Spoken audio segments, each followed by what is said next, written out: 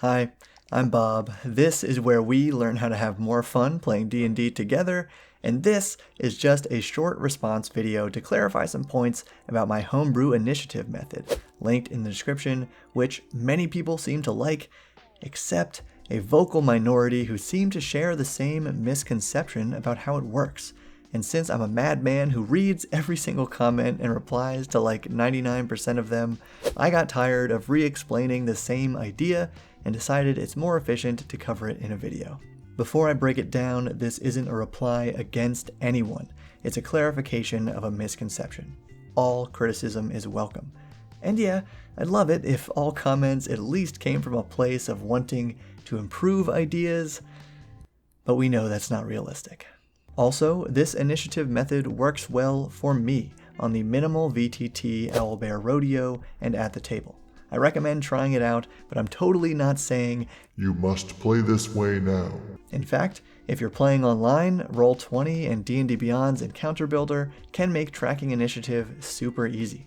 Now, the first idea is using early bird attacks to transition from roleplay into combat, where after the DM describes a scene, quick-thinking PCs or monsters can react with one free turn just before initiative order is established. This concept is already in 5e as Surprise, where stealthy creatures get a free round against surprised creatures. The only real difference is that early bird attacks don't have to be stealthy and don't have advantage. But a bunch of people said this idea rewards your shoutiest player for interrupting the DM. It should go without saying that rude players wouldn't receive this free turn, this positive consequence for rude behavior. If a player is always chomping at the bit to attack every NPC and frequently interrupting the DM, initiative is not the problem. Please see my video about Session 0 and how to set up appropriate expectations for the group.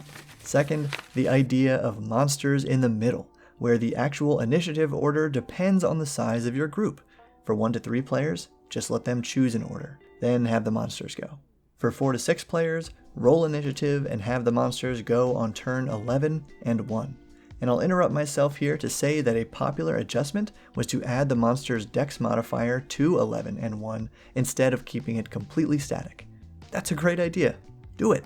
Then for 7+ players, just go around the table or around your pictures in the VTT of your choice.